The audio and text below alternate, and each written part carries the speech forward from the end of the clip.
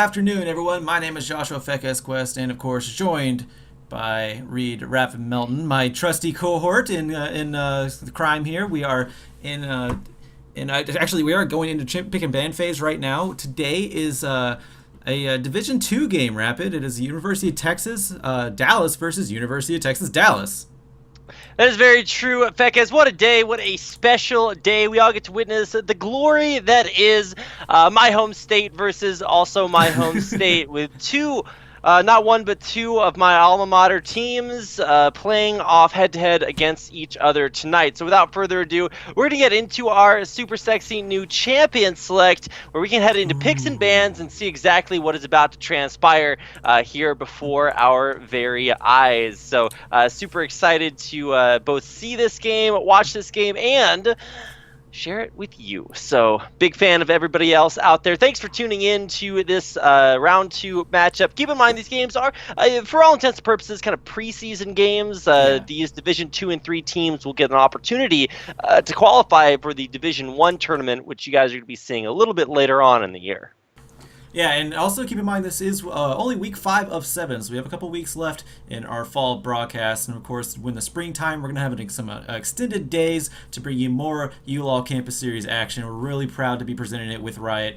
Hope everything's going to go well. Of course, it's going to go well, and I hope everyone enjoys it. And yeah, we're going to go and get into this game right now. I do want to point out Bankrupt Jungler, he has a great teamwork banner. I haven't seen one of those in forever because League of Legends, it's supposed to be about teamwork, but you know, you kind of get a weird vibe whenever you're in there in solo queue, but he has fought through all of that diversity and got a nice banner. So congratulations, Bankrupt Jungler. And of course, he is on the University of Texas Dallas TENS team. So it's going to be a little bit confusing calling that one, but we're going to get through it as much as possible. But pick and ban phase here. Poppy, Orianna, and Zyra banned away from Dallas's TENS team, while they decided to ban away Hecarim, Kassadin, and Cassiopeia, and that left Dank as Weed to lock in the Syndra for first pick on Dallas 8's team.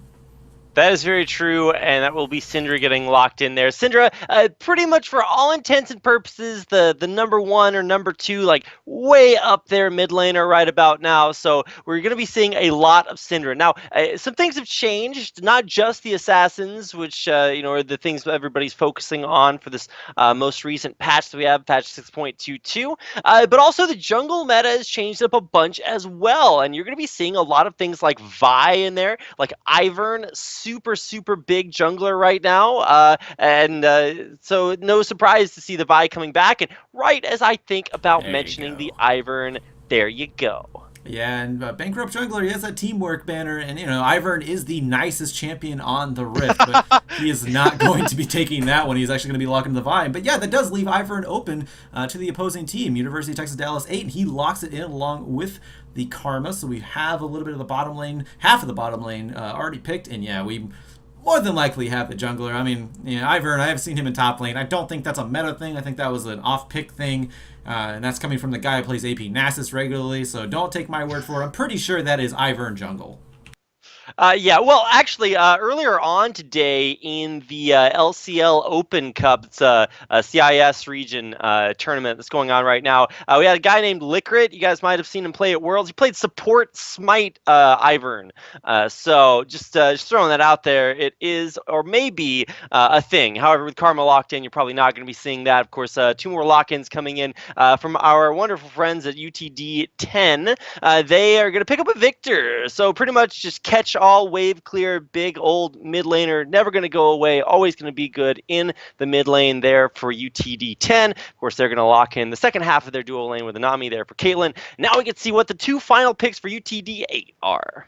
And it looks like there's going to be a Nautilus in the top lane, and it's been a while since I've seen that one. Unless I don't think he was in there last season, last week whenever we casted, but we did see a Maokai, and he actually didn't fare too well. We'll see what happens this time around if UTD 10 decide to lock in that Maokai. But yeah, we do have the entirety of the team from UTD 8 as the Syndra going mid, Ivern jungle, got the Jinx and the Karma in the bot lane, and of course, I was just talking about it, Nautilus in the top lane. We're going to see what UTD 10 decide to pick against that one. They do need a little bit more of a front line. All they have right now is a Vi, who isn't really technically a front line when you want to dive into the back lines, but so much synergy going with that Vi, considering the Nami and the Victor. I really like that pick up there, and now they rounded out with the Maokai. They do lock that one in. Split push carry, going to be trying to be the big front line for his team. Now, what's so cool about this matchup, now that we've got both of our teams locked in, is not only that it's UTD versus UTD, not only that they are from the best or just my state, but that we get a chance to see two teams of two players who have actually played against each other before. So this is going to be kind of cool to see what happens when you take 10 people who go to the same school battling it out, because these are the guys going to walk by each other in class, in the hallways. They're going to see each other. They're not going to see their names. They're going to see like the champion they played and how badly they beat each other. So lots of IRL cred on the line here as well. And sometimes, Fekez, that is what matters the most. Yeah, and that's actually something to talk about too, because the NCAs right now, they are running the rivalry weekend with their football teams. I love rivalry weekends. And this is more like a personal rivalry, as you said, a little bit more interaction with their rivalries, considering they all go to the same school, going to bump into each other. So, yeah, they got something to prove here. It's really exciting. I'm glad we get to cast this one. I was surprised to see Texas Dallas against the University of Texas Dallas. I was wondering if that was a typo. It's not. It is just a friendly rivalry because, fun fact, Dallas is a massive college, and they have a few teams in their arsenal.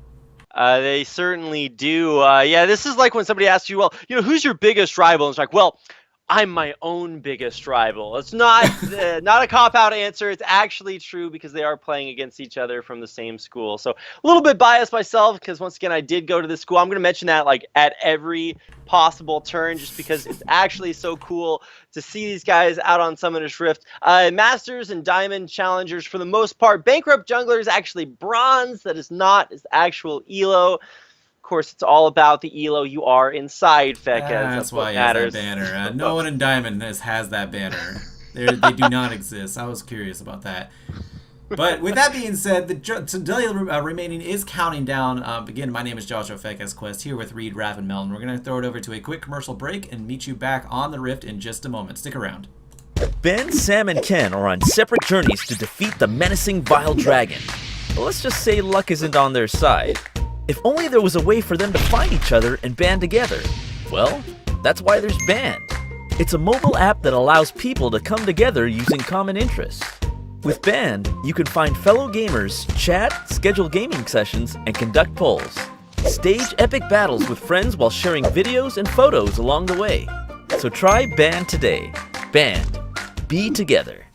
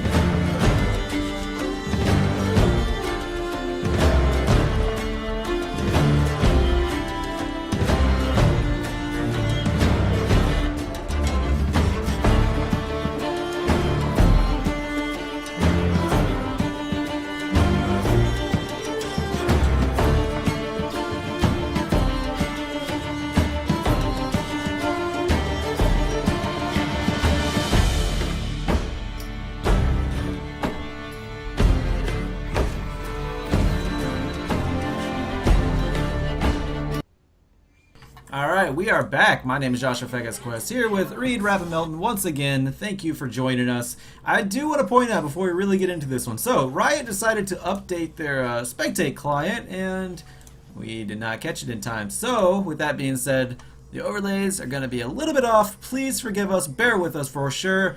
I know the top lane champion is actually cut off. Don't worry, we'll call it. We'll if you have any questions, they'll tell us in chat. They'll relay all the information to you and to us. No worries. This will be great. Next week will be way better. But hello, we are on the Rift here, so nothing too edgy coming out right now. Just gonna hang back and draw a line of scrimmage. All right, yes, we are certainly going to do that. I literally drew it on my monitor. Uh-oh, that's permanent marker, and now it won't come off. But don't worry, we're going to be seeing these guys all game long, so it should be in a good place. I'll just keep it there for a while. Either way, welcome, ladies and gentlemen. UTD 8 versus UTD 10. Those numbers are not indicative of absolutely anything. Although, just from a cursory glance over these players a little bit earlier, it certainly seems as if possibly UTD 8 might have a little bit of an advantage just looking at the way that they work together, their champion pools. They seem pretty on top of things. So, going to be looking for a good performance from them, but of course keeping an eye on how both teams are setting things up with a careful fan out across Summoner's Rift. Now we get a chance to see how these players play the jungler's jungle, and that's going to be really interesting because we get a chance to see an Ivern, which is not a champion that's been around for very long, and of course not a champion that jungles very normally by any means. So what you're seeing right here is Bankrupt Jungler do the red to Krugs. This is really, really strong because it gets you level 2 before almost anyone else in the, level 3 before almost anyone else in the game. However, unfortunately, he's not in a good enough place to actually complete it. Yeah, I think he needed a little bit more of a leash on that red buff, and that's actually going to allow Ivern to possibly counter jungle if he wants. He was roaming up there. I believe he placed a ward over into the red buff, so he knows that Bankrupt Jungler started there. And like you said, it's pretty typical now. It's very powerful. Gets you a very quick level 3. It's really no problem. But we're going to see where Ivern decides to go here. And I can't call him Ivern. His actual name is Flame Cryo Phoenix. So he's going to roam over to the blue buff here and actually steal it away from Bankrupt Jungler. So that is going to be a huge start for UTD8's team. Certainly is. Now, we can call these guys A and B or 8 and 10. I remember when SK Telecom used to have a sister team. It was SK Telecom K and S, and you're like, well, where did they come up with those letters? Who knows? Well, now we have numbers instead. So we're just going to go with Team 8. There's a name good enough for an LCS team, so gotta give some credit there. And of course, Team 10. A number I don't think I've seen associated with many professional teams. The only 10 I know in the name of something was Ben 10, and that show sucked. We're about to watch Bankrupt Jungler die to the little mini popcorn chicken. It kills, man. Gotta go on a diet and cut that out of it. Yeah, those Raptors really hurt nowadays. You have quite a few more than last time pecking away at you, so actually I can't underestimate that damage. And I do want to point out, so we saw the standings earlier before the game. Hold on, we have a little bit of some trading going on here. We saw the standings earlier in the game when the game was loading up, things like that. We were just waiting. It is worth noting, Team 10 actually is on a 5-game win streak right now, and Team 8, they are 4-2, coming off of 2 losses, so they both have something to prove. Team 10 wants to keep that winning streak going to 6-0, and Team 8, they definitely want to break that losing streak that they got going on and try to get back on a big momentum swing in their favor. But as I talk about that, Flame Cryo Phoenix, he's doing a great job counter jungling, and now it looks like he may go pressure into Bankrupt Jungler here, shove him out of his own jungle. Certainly is, and yeah, that's a really cool thing to talk about Ivern. Now, everybody talks about him and says, okay, well, he's very passive, he gets invaded, he can't really fight for himself early on, but with the new jungler giving you so much experience this early, you can actually just get such a high level so quickly with Ivern that while the the new jungle is beating up junglers like Bankrupt Jungler, who's been forced out of his own jungle twice, Ivern is just going to be taking camps the passive way, walking up and making best friends. Now he's about to make best friends up with his top lane, and that might not go his way. Split push carry will get hooked right back in, and here comes Flame Cryo Phoenix all the way up there. Misses Q, and of course the Q, very interesting mechanic for Ivern. If it does latch onto the enemy, it stuns them. Actually, I don't think it stuns them. I believe it roots them. You know, he's a tree. I believe it roots them, but also you can auto-click on him, auto-attack on him, and it'll bring your champion within auto-attack range. Very interesting mechanic. A little bit detrimental, you know, if you're a melee champion and don't want to be that close, but it can be a huge engage mark. If you have to hit it first, of course, but might be trying again another time. Flame Cryo Phoenix going back, actually into the enemy jungle, I should say, and just going to go back. But right now, in the bot lane, Team 10 has Team 8 pushed up quite a bit right now, trying to deny him as much farm as possible. So far, it is working, as the Johns does have about a 7 CS lead right now, and going to try to translate that more, I guess widen that more and more, I should say. Also has his Biscuit too, so some of the sustain coming out from the Nami really helping out. Yes, indeed. And while we're watching the duo lane, you can start to see maybe a little bit of an advantage for the Johns, get a little bit up there. But right now, the big worrying trend, if I can use that phrase, is going to be jungler on jungler. We saw Bankrupt Jungler get executed earlier, putting his silver jungle skills to work, but not the way his team probably wants them. Now, on the other side, Flame Cryo Phoenix just running around the jungle. They actually had to patch this style of play so that Ivern would not get counted as being AFK when he doesn't deal damage to anything, because he's just walking around jungling absolutely everything. Now we're actually going to finally get a chance to see both junglers against each other, but Flame Cryo Phoenix can just smite this camp to clear it instantly. And that's what he does. He's going to take that and run. And there's really nothing that Bankrupt Jungler can do about it. Considering if he died earlier, we didn't actually really touch on that as much as I feel like we should have. That death cost Bankrupt Jungler so much. Hold on. A little bit of damage going into the bot lane. Walks onto the traps. Disoriented Emu. He's knocked up by the bubble. First blood going over to Sharp. And very nicely placed on the trap and the bubble for Team 10. Hold on. There's a flash and a stun coming out from... He stole my yogurt, but I don't really know what else is coming out of that. He didn't actually ult there. He had already used his ultimate a little bit earlier in order to, or you mean, he stole my yogurt. Yeah, it's actually up. Okay. He was on that flashed. Yeah, I'm guessing he's like, he knows that it wouldn't kill or anything like that. He's just trying to. Oh my god, he's so. To be careful. Low, yeah, playing with fire a little bit, because here comes down from the top lane, it's the Nautilus, who will be able to dish out a lot of damage, but can Flame Cryo Phoenix find the rest of it? Doesn't look like it needs to, just simple auto attacks point and click, and that's going to be another kill coming out. It's tie the score up at 1-1, but that was a little bit more dangerous than it looked. Yeah, that was, and it ties the score up, but the first kill did go on to the support of Team 10, so...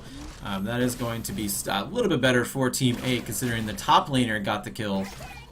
And actually is still even in CS relatively, so did not lose anything for roaming. And split push carry, typically whenever you want to have your enemy roam like that, you want to make them pay somehow. Did not do that, and now Dank-Ass Weed is actually in a pretty good position with that kill, and still actually now up in CS. So that's actually really impressive.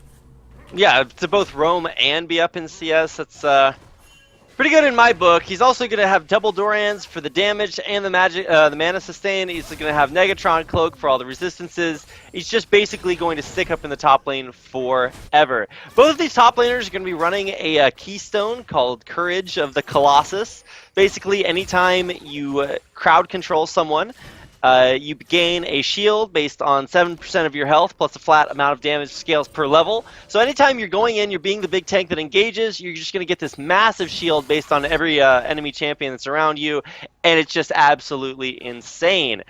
So both Maokai and Nautilus are just going to be tanking it up in the top lane and might be ushering in what could be the return of our super tanky tank meta, which means the top lane will be the most electrifying matchup on Summoner's Rift once again. And thankfully we did have a roam, so that made it a little more interesting. But you notice the camera really hasn't went into the top lane. But Daisy being popped out by Flame Cryo Phoenix. Doesn't do any AoE damage like Tibbers, but does do a knockup, does auto attack. Nice flat. Actually, Bankrupt Jungler trying to get away. Tried to punch himself through the wall, but nice flash followed up by Flame Cryo Phoenix. Going to keep him alive, or take the kill, I should say. Meanwhile, there was an ult coming out from him. He stole my yogurt. The Victor, I can't pronounce that name. Sorry about that. Mar is going to go down. Yeah, I was actually thinking about that. I was like, well, you know, what could this possibly be? Well, if you're from the Texas area, then you're maybe a little bit more familiar with that. I'll try to get my anecdotes in where I can. I got to keep an eye on bottom lane because it looks like we might have a dive coming in there. But AMRR is if I'm not mistaken, it's a home in that area. So, but bottom lane. Yeah, the John's nice Q finally landed by the Ivern, able to bring everyone else into auto attack range. And now also chase the Nami underneath the turret. He stole my yogurt. Great start, 3-0-1, double kill in the bot lane, getting everything he wants right now. Very nice roam coming out from the mid lane with the Ivern. Wow. Okay, well, that's actually really good roam. Ivern really putting it down. You can see he's trying to snowball that even harder with a Dark Seal purchased out. He's going to get that stacking up. I don't see that too often, as Ivern, usually you want to just stack cooldown reduction and then rush into a Rylai's as fast as you can, but picking up a little bit extra along the way and really putting it to use, coordinating that dive impeccably well, so it's pretty cool to watch Ivern at work. Now, you know, this is the early game, so you can see things like Ivern and go like, oh wow, you know, they're making these big ganks happen, but when it comes to a little bit later on, you have to remind yourself that, oh wait, you've got a Syndra and a Jinx, and these are very immobile carries for UTD Team 8. So when it comes to getting locked down by a Jinx, that's going to be, or by a Vi, that's going to be a little rough. As the game does continue. So something to keep an eye on as we do get past the lane phase. And of course, we're only 12 minutes into the game and haven't seen our first big objectives go down just yet. Although with as much counter jungling has been getting done, I mean, Flame Cryo Phoenix is... Oh, he's actually going to give the red buff away to Dank as Weed as well. So that's pretty cool feature of Ivern. We don't see it really utilized all that much. Yeah, and that's actually something we should have touched on as well, is that, yeah, he can give away jungle buffs, which is pretty huge. A little bit of an engagement in the bot lane here. Tidal Wave coming out from the Nami. No ace in the hole from the Johns yet. Would not be able to get the kill onto anybody. A little bit of trading going on back and forth here. So far, the Johns and Sharp actually winning now, but now in the top lane with this red buff, that means every time he does auto attack, he's not only going to stun, he's going to slow down as well. Allow him to hit that dredge line a little bit easier, but also just tick away the damage there. Split push carry gets the shield burnt and a little bit of his health bar. So red buff, never a bad thing whenever you're a melee champion against a melee champion. Certainly not, and especially in tank matchups. You really just can't fight somebody that has a red buff because the true damage is persistent. So it's just you're just never gonna win that. So I'm not sure really how split push carry can walk up to his lane at this point. That's just not going to be it's not the safe zone you want to be in. Bottom lane, we're coming in once again. Flame Cryo Phoenix down there for the gank. Yeah. Or not. Spotted out by a ward. If he could land his Q. The Q is a slow projectile, but it is relatively long range. You can get in the bush and possibly throw it out and land it at anybody in the bot lane. That would be more likely a kill given over to Team 8, but he's just going to not worry about it and then come up to the dragon. Start that one up as well. He's over a ward, so Team 10 does know about it, but not really opting to move into position. Actually, say that, the Johns and Sharp trying to move up and maybe disrupt Ivern a little bit. Meanwhile, speaking of moving up, Bankrupt Jungler, he's going to the top lane. Assault and Battery onto Dank-Ass Weed, along with the Twisted Advance. He's still going to try to get away, though. He still is with the Flash, so a lot used in the top lane. Nothing else able to be picked up from that, so... Dragon going over to Team 8. Very nice play on their side. Hold on. Meanwhile, in the bot lane, again, the Johns maybe going down here. No, he's going to... Hold on. Take that back. He's not able to finish off anyone with the ace in the hole. Q lands from the Ivern, gets into the auto attack range, and finally picks up the kill onto the Johns. And there was a teleport in the bot lane as well. Dank-Ass Weed. Oh my goodness. Yeah, I actually landed that Q through the bubble, actually right before the bubble landed, so very nice timing on that one. Going to get the kill eventually. Who's it going to go to? It's Dank Ass Weed picking up that one. So 2 kills and a dragon picked up for Team 8. They may also pick up this mid lane turret. This is ridiculous. Those root callers from Flame Cryo Phoenix, actually ridiculous. Able to get not 1, but 2 kills out of that. And the dragon, insane, Fekes. Insanity. This guy cannot sign his name. His arms are locked up in straitjackets because he's just that insane.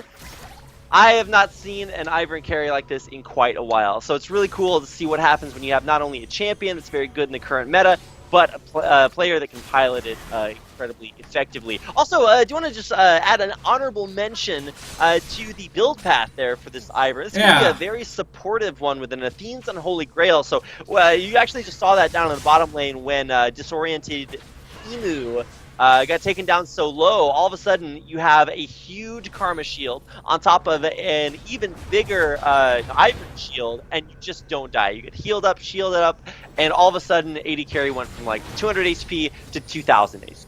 So Yeah, he's really, not, really cool to watch. Yeah, he's not even going to finish his jungle item because I guess he truly doesn't need it. If he lands a Q, that is all you really need to disable the enemy and try to get your team within range. So, yeah, very interesting build path, but so far so good. 204, Nautilus in the top lane at 2-0. He's about 3 CS down. That's really negligible right now, but he's actually ahead in gold by 6,000. So he's doing very well for himself with these roams toward the bot lane and coordinating with the Ivern, with Cryo Phoenix to get these kills. So very nice play from T8 so far.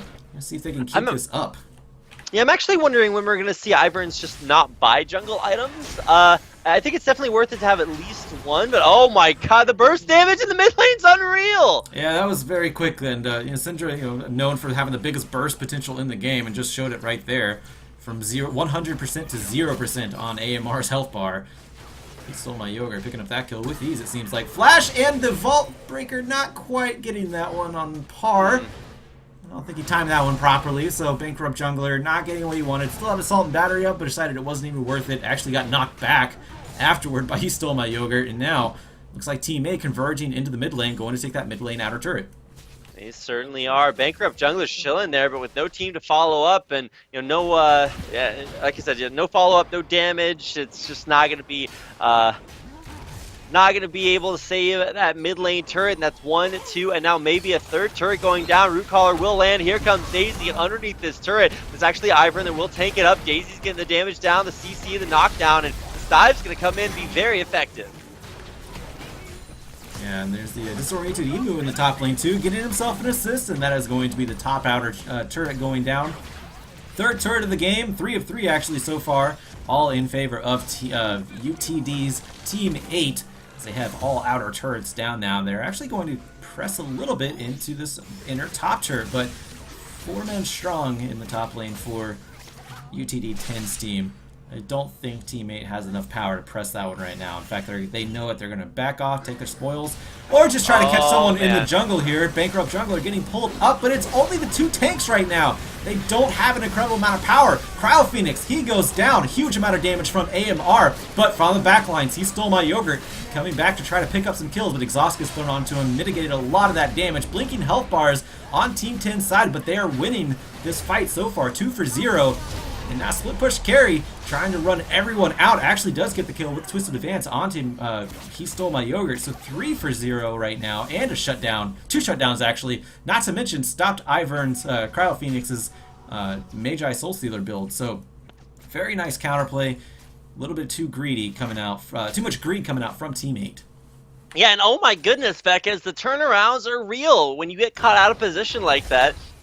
From overextending, the punishment just came in, and that is going to put Team 10 in a little bit of a better spot. Like you said, they did shut down the sacking of that Magi Soul Stealer, so that's going to maybe set Ivern back a little bit. He did commit to buying that item all the way up, so that's going to be a little rough to have that set back. And of course, you're putting big gold onto your mid laner, Amur, who is completed his Hex Core and is going to start to go into more items off of picking up the gold. Now, granted, he's still about 1,500 gold behind his opposing mid laner, so you're going to have to keep an eye on that. But we're actually seeing uncharacteristically tanky builds on both sides, so it might not be the most pronounced advantage to talk about.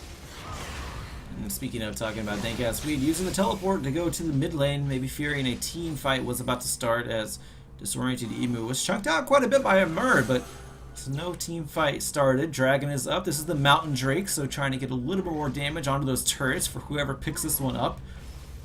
And looks like so far Team 8 is the one that has control of the pit, but he stole my Yogurt, trying to get as many stuns as possible, throws the ult down. Doesn't get a kill yet. Quite a bit of damage going down onto both sides, but so far the Johns has a flash out. He stole my Yogurt, has no ultimate, but still has, of course, his normal ability. Is going to be able to throw that stun out as much as possible. AMR is zoned off by dank-ass Weed, but he's out by himself. Actually has a flash over the wall, pop the shield, barely make it out alive. Both teams not faring too well, but Team 10 looks like they got the better end of that fight. Yeah, they certainly did, and you just gotta get. Oh my goodness, Bankrupt Jungler, you gotta. Oh my God. So close. Okay, all right, we can actually talk about some stuff right now. Yeah, split push carry, living up to his name, half of it at least. His carrying is on point. His split pushing sucks at it. He's grouping up with Team Becca. What's up with that? But it's exactly what he needs to be doing. He's a big man in the front line. Really allowing guys like the Johns to just sit back and auto attack. And even though Team 10 is a 0-2-80 carry, it's a 0-2-80 carry that can deal damage persistently throughout the course of these fights. And that's really what you want to have happen no matter what your carries score. So I really love the teamwork coming out of Team 10 here. And if you guys are the guys that, you get ganked early on, you die in lane, you hit that enter button, type GG. No, not over in the early game. You got to play it out. You can see there's only a 4,000 gold difference here. 20 minutes in, anything can still happen. Yeah, especially with a team fight like that, when it looked like on paper so far, it looks like Team 8 is the more powerful of the two right now. They're 3.5k up right now. They have the turrets. They have the first dragon. I mean, obviously it was a fight for the second dragon that really kind of turned that paper stat on its head, but. Yeah, being able to hold on, Amur might be going down here. Actually flashes the heal from Nami, going to help him out a little bit, but it's only a matter of time. He finally goes down. Disoriented Emu picking up that kill, and then Sharp also going down, this time from the Syndra. But now the Johns, he's caught, he's knocked up, he's dead. Flame Cryo Phoenix rather, picking up that kill, and now Pink's coming out onto the Baron. Team 8 looking to capitalize. Yeah, and so that's an example of the same teams fighting against each other at the same basic power levels as they were before, but it just went so wildly the other direction. You can really see the difference that it makes when you have Split Push carry, the big tank up in the front for Team 10, and the damage coming in behind him, or everybody getting run down one by one and just running away and not dealing any damage at all. So big differences, and Team 8 will capitalize. Bankrupt Jungler, he got it! He got it! Team 10, they got the Baron. He flashes out, so very nice play by Bankrupt Jungler, keeping his team alive in this. Fekez, they got me it. through that one more time. So the thought process, hey, won the fight, killed them, but their jungler's still up. What are we going to do, Fekez? We're going to go straight to Baron, and oh wait, there's a Vi who can not only get over the wall and use Smite, but also get back over the wall and stay alive. So, I don't know, man. The game just does not, it refuses to be one-sided. Now, the gold gap closing to within 2,000. Yeah, and all 5 members, it's still early. That was a 22-minute Baron, so the death timers are very low. That means all members of Team 10 were up whenever that Baron was taken. I believe everyone on their team has Baron now. Split Push carry may not have it, but I think he did. But if so, yep, he does. He does. So all 5 members, they do have Barons. That's a huge power spike for them. And now he can be Split Push carry. I don't really. Well, that is definitely true. He's got the power of. He's been exalted by the hand of Baron Nashor. I believe that's what the buff. Beast used to be called. Yeah, it is Hand of Baron. He doesn't have a hand. He has spikes.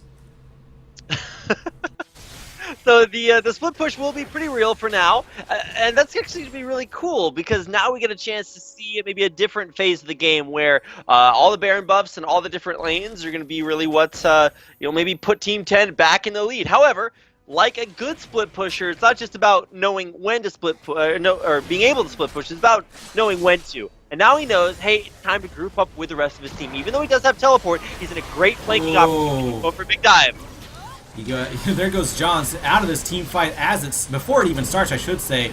He stole my yogurt. He's going to go down as well. Split push carry, able to pick up that one, but now he is in the back of enemy lines, and that is not a good place, but does have some support there in AMR and Sharp. Speaking of Sharp, Q from the Ivern landing, going to be able to pick up that kill. Sharp going down. Now split push carry, he's actually splitting away from the team, trying to draw anyone away from AMR, but Dank-Ass Weed and Cryo Phoenix, they're not falling forward. Dredgeline going to be landing on the backside there. And he is still staying alive, though. Not enough damage from these big tanks to really kill him, finish him off. Redemption, I believe, was used by Cryo Phoenix there as well. So not going to have that in his arsenal for the big team fight. That may be coming up either way as it goes right now. Inner mid lane turret going down. That is in favor of Team 8. They were able to pick that one up, shove back Team 10, pick up an objective, and now they're going to back off. So very well played by them. Nice catch, all the way, by the way, by He Stole My Yogurt. Yeah, and these are the team fights that just never end. Wow, so going back and forth, all up and down the mid lane, but in the end, it is still Team 8 that come out a little bit on top. They crack that second tier mid lane turret, save their own, come out with kills exactly where they need it. The strong gets stronger. However, for the rest of Team 10, they're still hanging on. They've gotten their bankrupt jungler into a position where he can actually buy some decent items. Now, I don't really agree with the Black Cleavers, since when you're that far behind, you pretty much just want to spam tankiness. And you can see how effective a strategy that is when you just look at Split Push Carry with his double chain vests. So he just realizes all he needs is a bunch of armor, because with the Spirit Visage completed, he's never going to die to He Stole My Yogurt. If he gets ulted by the Syndra, I mean, that's mission accomplished, because you're saving your swishy carries from being Syndra ulted. So I don't know, man. It's looking pretty even across the board, with that Baron steal really giving Team 10 a little breath of fresh air. Yeah, but they weren't able to capitalize on it too much, though. They still have not gotten that mid lane turret, and in fact, they lost their inner mid lane turret. So they have the Baron. It kept them alive, but let's see for how long, as the Ocean Drake is up right now. So the first dragon that was taken was the Ocean Drake by Team 8. Second one was the Mountain, and now it looks like Team 10, they want to add an Ocean to their own arsenal. It is picked up. Bankrupt Jungler, he's on point with these smites. We've seen it before already with that Baron steal, so no chance of stealing that away from him. So that is two dragons in the pocket of Team 10, Mountain and Ocean. So they have to give themselves a little bit of sustain as they can maybe poke, get a little bit of these team fights, and then back off. Yeah, and you're really starting to, oh man, Bankrupt Jungler. I don't know if you want to go all the way into that one. Flame Cryo Phoenix just went in blind with no help and got melted instantly. And now Dank-Ass Weed in the backlines, but He Stole My Yogurt, still able to pick up a kill. Jungler for jungler right now, but Dank-Ass Weed is down now as well. So big front line down for Team 10. And no, Team 8, I'm sorry, that was Team 8. And that is a double kill for the Johns, able to pick up a couple more kills for himself. Mid and support, the only ones left for Team 8, and that was a huge power play by Team 10. It certainly was. You can really see the effectiveness. Bankrupt Jungler looked like he was the one that got caught out. However, you're starting to realize the balance of power is really shifting. Split Push Carry is immortal, and when He Stole My Yogurt is unable to take him down, he can really just set up for the Johns, who was 0-2 at one point in this game, now 3-4, and really coming into his own. Can't really say enough about how effective this combo is being executed on. And we've seen a few missteps, a couple of fights that didn't work out for Team 10 when they play their comp wrong, but when they do it right, you've got a tanky tank in the front line, long range, high damage DPS in the back line, and it's just a recipe for success that keeps on working out for Team 10. Oh yeah, and a big part of that was also Cryo Phoenix queuing and then immediately going in thinking he could last out that damage, but look at his build. He's not really that tanky. He has a powerful shield because he's building a little bit of AP, but he really doesn't have much else in his arsenal to help with that tankiness. Redemption isn't that huge. Athena's Holy Grail is not that huge. He finally has a little bit of hold on.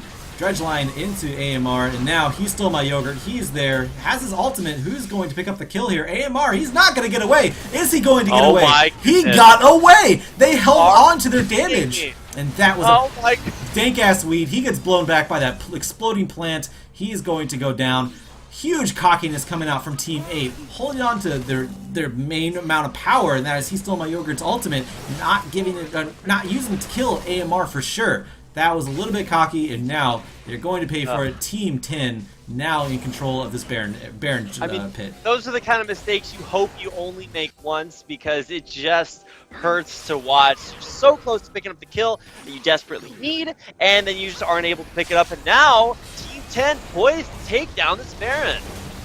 They have vision on it. Cryo Phoenix, he's there. There's a flash coming out from Bankrupt Jungler going on to he stole my yogurt, instantly going down with that Assault and Battery. So going to keep trying to go in. Daisy able to be taken down as well. Bubble onto Cryo Phoenix, but he still flashes over the wall, able to make it out alive. But that is he stole my yogurt, gone from this team fight. And now Team 10, they go back onto Baron. Traps laid out by the Johns, trying to zone off as much as Team 8 as possible.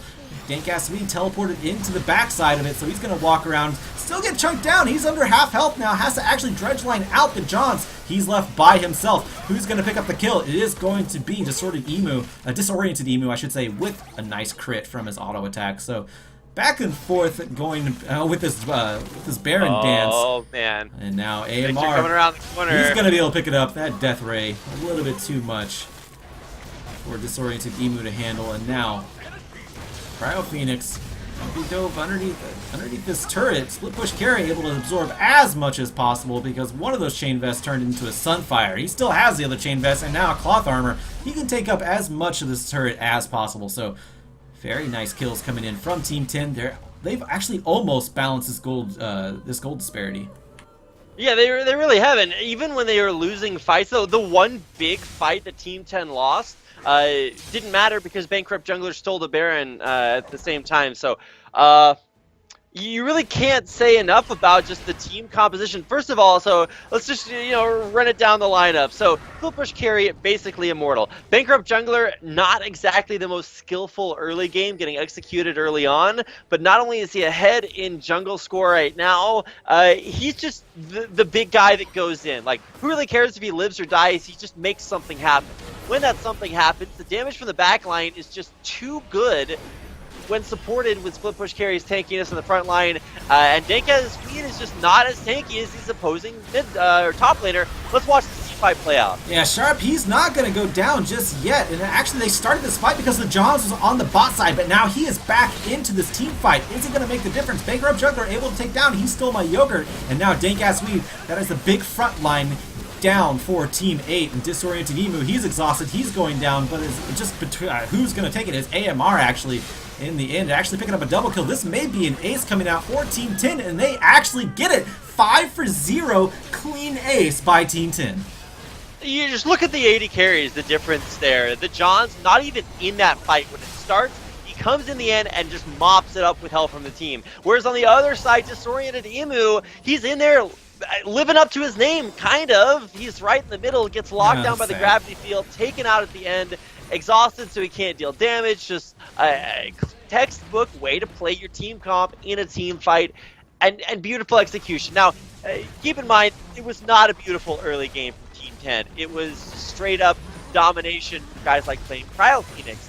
However, this is a supportive jungler. It's not a jungler who can really, turn that lead into, a game-winning advantage.